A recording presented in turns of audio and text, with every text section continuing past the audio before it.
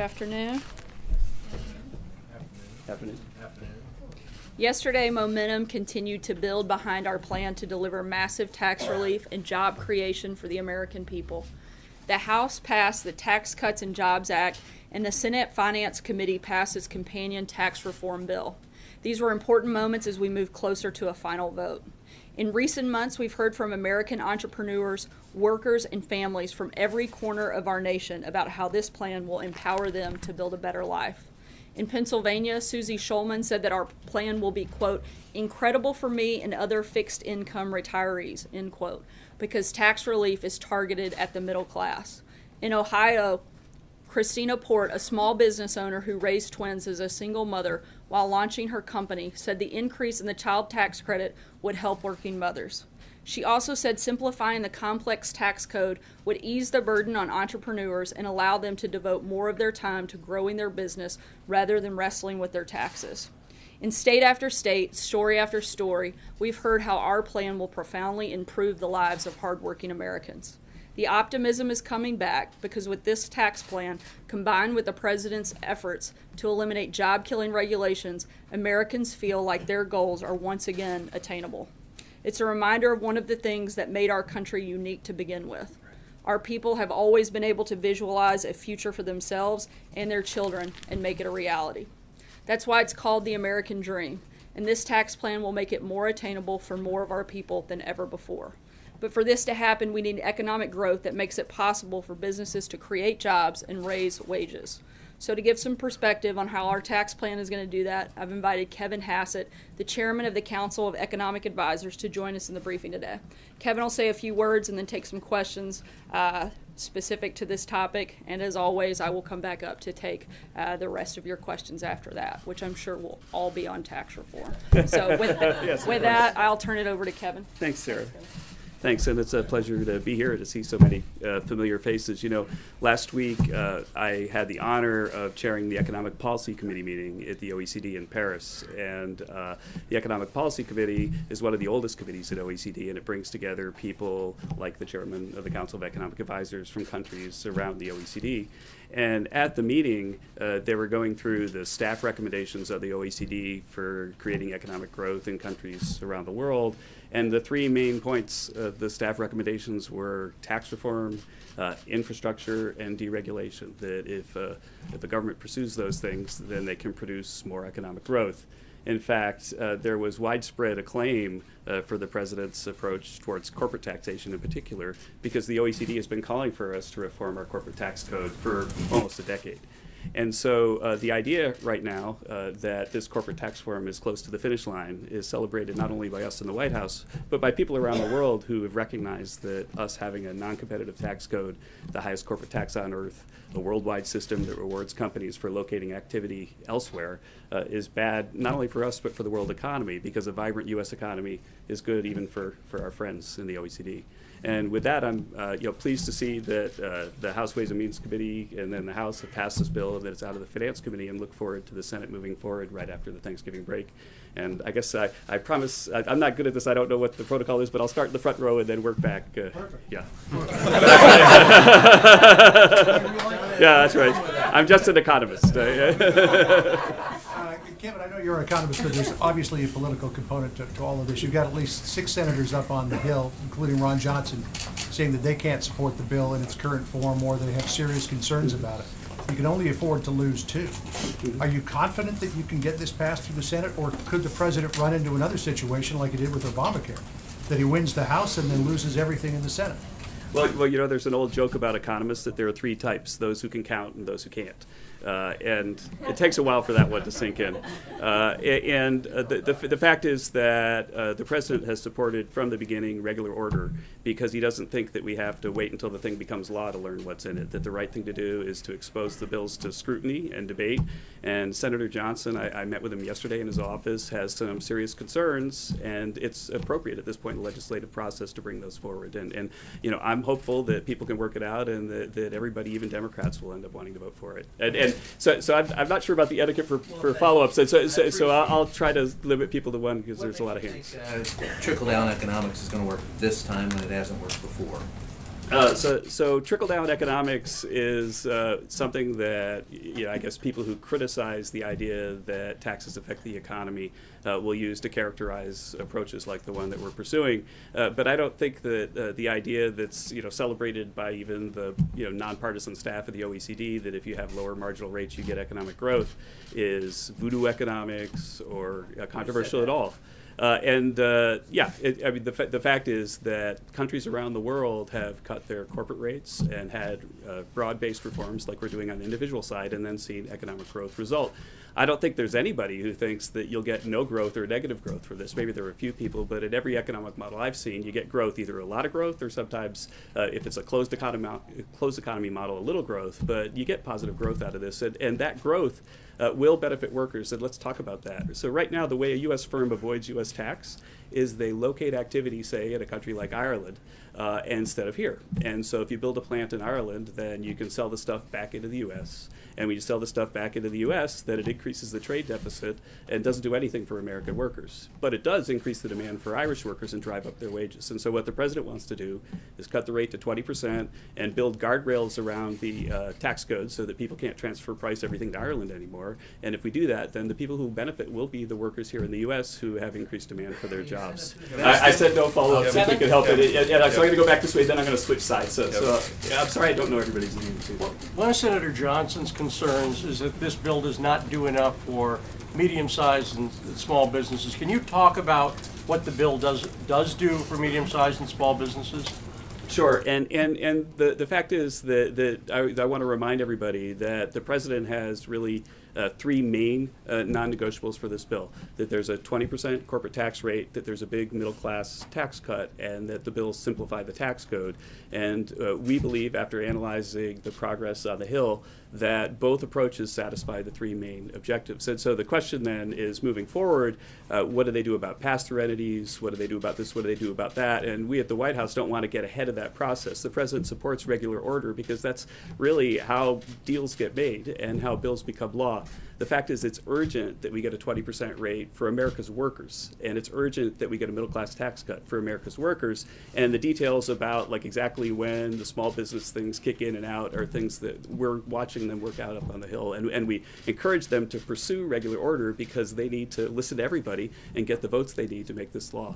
I'll go to the lady right there. I'm sorry. So one of the major differences between the House and Senate bill is the elimination of the non-taxable tuition waivers. So while they're trying to reconcile their differences on that tax reform bill, what do you foresee which could potentially move this tax burden to a lot of young Americans? That's the kind of detail that we're letting Congress work out. The fact is that they're finding the coalitions that they need to pass the bills in the House and the Senate, and we support that process. We support regular order. We support the transparency that's leading debate about issues like this. And sorry, now I said I'd come over here. Yeah, thank you. Kevin, thanks for being here. On one of your TV appearances yesterday, you said that an average family, when this is all said and done, could accumulate a savings, a benefit of $4,000. That's a lot of money. It's a lot of money. Can you walk us through that? Sure. And for those of you, and I see some nerdy-looking people out there, so I'm sure that there's people that want to do this, that we've got two CEA reports that go through this in gory detail. And the fact is that you can get to numbers like that 4 different ways. I won't try to do that now in the limited time that we have.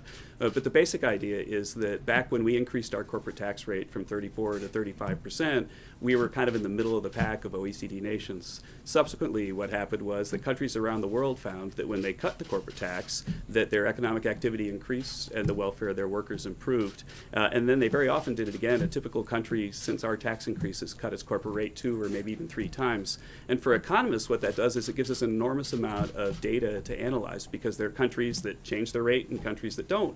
And you can compare the experiences of those two types of countries. There's a big peer-reviewed literature that looks at that, including a paper that's by German economists that's about to come out in the American Economic Review. And what we do is we go through all those papers and we have charts that show, well, if this paper is true, what wage effect do you get?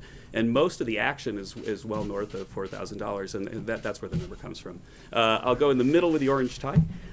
One of the criticisms, Kevin, of the tax reform proposal is that the corporate tax rate is cut permanently. The individual tax rate phases out after 10 years. Why, in your view, is that such a good idea? So the president supports permanent tax cuts for the middle class and permanent tax cuts for corporations, and that's certainly the objective of the planners of this tax bill. But there are also Senate budget rules and reconciliation rules that are required to allow this bill to move forward with 51 votes. Of course, the hope for everybody is that when the time comes for these things to expire, that they get extended, as happened, I might add, even for the top marginal rate when President Obama came into office, and so they extended most of the Bush tax cuts, but even the top rate at the beginning, which interestingly they must have done because they knew that if you were to increase the top marginal tax rate during a recession, that it would be very harmful for the economy. So back then, there was bipartisan support for the idea that you should not lift the top marginal rate, and so there should be bipartisan support. There'd be economic growth effects of bringing it down right now. I'll go back down into the middle there. Robinson, One American News. The two bills are different in that the House bill repeals or does away with the estate tax and the Senate doesn't. And I know that was a big point for the administration, and Vice President Pence has voiced his support for repealing the death tax, as they call it. What are your thoughts on that, and do you think a final bill will include a repeal of it? I think that again, that's one of the things that the Senate and the House are working out. I know that the president very strongly favors the elimination of the death tax, and if that is in the final bill, I'm sure that he'll be happy about that. But he's listed his non-negotiables, and those non-negotiables I cited at the beginning. I'll go back to the far back now. Hey, thank you, Kevin. I appreciate it. Can you talk about this moment earlier in the week at the Wall Street Journal event? Gary Cohn was on stage, and the moderator asked a group of CEOs if tax reform passes, who here is going to increase their investment? And only a couple of hands went up in the room. Gary Cohn said, why aren't there more hands going up? Can you answer that question? Why aren't there more hands going up in a room like that? Sure, you would assume that CEOs would say, yes, in fact, we are going to invest more if tax reform passes. Is the administration missing something there? So that's a great question, and I went on a little bit after Gary Cohn, and when they asked that question, it was kind of hard for me because, like here, there are really bright lights, but even brighter there, and so I couldn't quite see how many hands there were. But when I was there, it looked like maybe about half the hands went up, and I think if you go back and look, that it could be that people had time to think about it. But as an economist, if I go back and look at the academic literature, very often people survey CFOs and they say, hey, if we change the tax code, would you guys do anything? And they tend to always answer no in surveys. But if you look at the hard evidence about what they do, imagine if they didn't respond to taxes, then they wouldn't be pursuing their fiduciary duty to maximize profits for their shareholders. And so it would be totally irrational for them to do that. And firms that did act rationally in response to the tax code would put them out of business by taking advantage of the tax code. So the point is, the hard evidence is that people do respond. In fact, one of my very, very first papers that I ever wrote when I got out of grad school is in the Brookings Papers, where we looked at the 1986 Tax Act, the changes that it made to the business tax code and how it affected investment, and there were very large effects. Right here in the front. Yes. Gene Sperling, who was once in your position in another administration, says that this tax plan, being historic, costs $1.5 trillion, and it's a deficit hole. And he says it basically, this is in a tweet, just paraphrasing his tweet, he says it basically doesn't justify that cost for 100 million households for a tax increase. Well, I respect Gene a great deal and consider him a friend, and I disagree with him about that, and I'm sure we'll at some point have a chance to talk about that. But here's the way I think about it, and what I would say to Gene if he was here, that if you look at the Joint Tax Committee score, in the 10th year they say that the tax bill costs about $170 billion. If you look at the CBO projection of GDP, then in the 10th year, GDP is about $28 trillion. And so the amount of deficit that you're talking relative to GDP in the 10th year is only 0.6%. It doesn't take a heck of a lot of economic growth to cover that hole by the 10th year. And so the idea that right now we have the highest corporate tax on earth, generating almost no revenue because people avoid the tax by moving factories to Ireland, that if we fix that, if we repair it and make the U.S. an attractive place again, that it's going to blow a hole in the deficit, it's just not economically rational. And I know that the Joint Tax Committee score says what it says, and I respect the professionalism of that staff.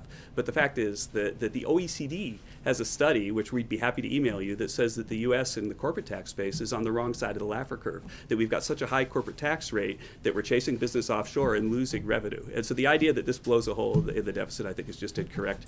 I'll go to purple tie. I want to pick up where John, right in front of me, left off when he asked about the phase out on the individual side.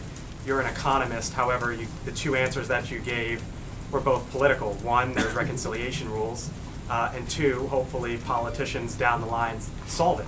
But like I mentioned, you're an economist, so can you not make an economic argument as to why this is good economically for people? Oh, is it good for things to expire? Is there an economic argument as to why this is good for the country as it stands right now to expire within 8 years or so? If you lower marginal tax rates, broaden the base, lower rates, give the middle class a tax cut, if you cut the corporate rate, if you do any of those things, they're positive for economic growth, and they're less positive for growth if they expire. Expensing is kind of a strange thing in the sense that if you have expensing for a year, if you go back and look at U.S. history, very often in recessions, they'll put in expensing for a year to try to stimulate the economy. When expensing expires, it could actually have a short-run stimulus because people try to buy capital before the thing goes away. But for the most part, permanent tax cuts are far more impactful than things that expire, which is why if you go back and look at the Obama administration, when they were here during the beginning of the Great Recession, they even extended the Bush tax cuts at the top because they understood this. Right? Can I go right here and then I'll come to you? Great. And then that might be the last one because Sarah's standing up. I actually want to follow up on that. Okay, So sure. you all made a value judgment to make the corporate tax cuts permanent and make the individual tax cuts expire, even though you want all of them to be permanent. What's the rationale for having corporations have that certainty of knowing that they don't have to worry about what's going to happen in Washington while families are going to have to worry about what politicians do 6-7 years down? Sure. Well, those are the kind of things that are being worked out by Congress in order to create a bill that under Senate and House rules can become law. And the non-negotiables for us are both met in both bills, and we consider that good news. But the choices that the Senate has to make in order to acquire a coalition to make this law are choices that the Senate has to make, and we don't want to get in front of that process. See value one way or the other, whether the corporate tax cuts. I think versus tax cuts that are permanent, of course, will have larger positive effects. So I'll give you the last. Kevin, you've melded politics and economics here quite successfully, and I want to ask you a political and economic question. You've talked about growth covering what the Congressional Budget Office and the Joint Tax Committee say could be a deficit hole, a deficit implication of $1.5 trillion. That is going to be measurable over time. There's going to be a means by which either dynamic scoring or static scoring answers that question. And since it's on the mind of some of your undecided Republican senators, is this administration willing to commit to a review 5 years in to see if the growth models have held along your lines and the deficit implications aren't as large, or if they aren't, to reassess these tax cuts in order not to blow a hole in the deficit? I have not discussed with the president. I don't think Sarah has. What we're willing to commit to in terms of what we do 5 years from now.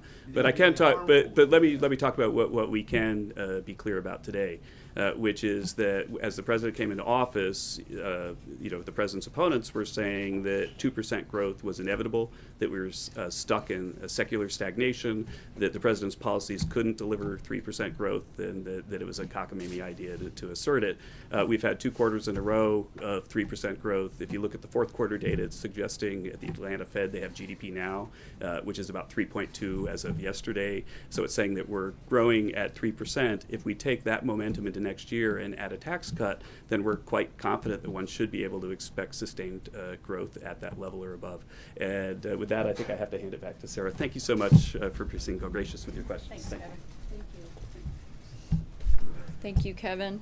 Major, he's right, I haven't spoken to the president about that, but I do appreciate that that the president will still be here in 5 years. So I like that vote of confidence that you would know that we will be here to take that review, and we'll be sure to raise that with him. We'll go back here. Thanks, Sarah. I have a non-Roy Moore question for you.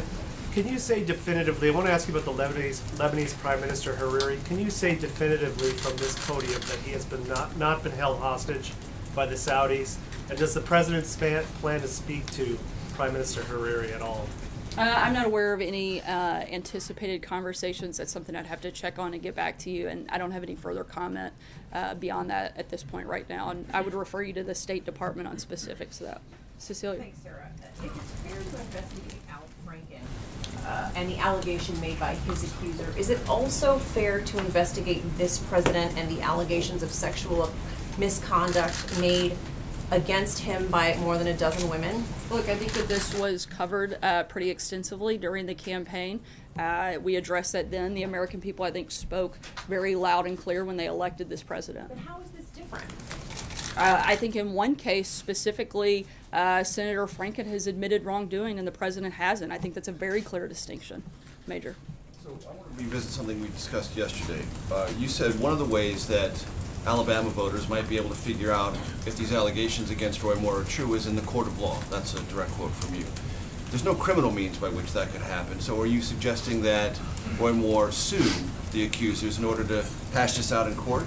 That's would be something that I would refer to him to make that decision. That's not something I would be able to advise him on. When you talked about I'm saying that was one. I said that's one option, one way to determine that process, but that would be a decision that he would have to make. Certainly not one I'm going to make. Because during the campaign, as you well remember, then candidate Trump said after the election he would sue all the women who have accused him of sexual misconduct, and that you have, from the podium, deemed all liars. He hasn't done that. Why hasn't he done that? I haven't asked him that question. I'd have to ask him and let you know why he hasn't chosen to take that path. I'm simply stating that's an option that Roy Moore has on the table. Jeff? Sarah, some critics have said that it was hypocritical of the president to tweet about Al Franken and not weigh in on Roy Moore. He has weighed on Roy Moore. He did it while he was on a foreign trip in Asia.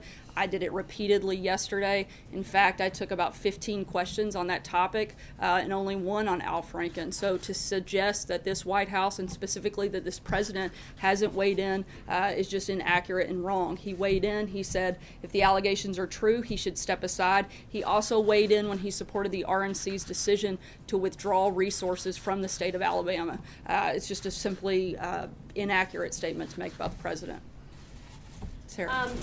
Can you tell us whether the president believes the women who are making these allegations against Roy Moore, and would he be willing to ask the Alabama governor to delay the election or take a step like that to try to intervene in this electoral process in Alabama?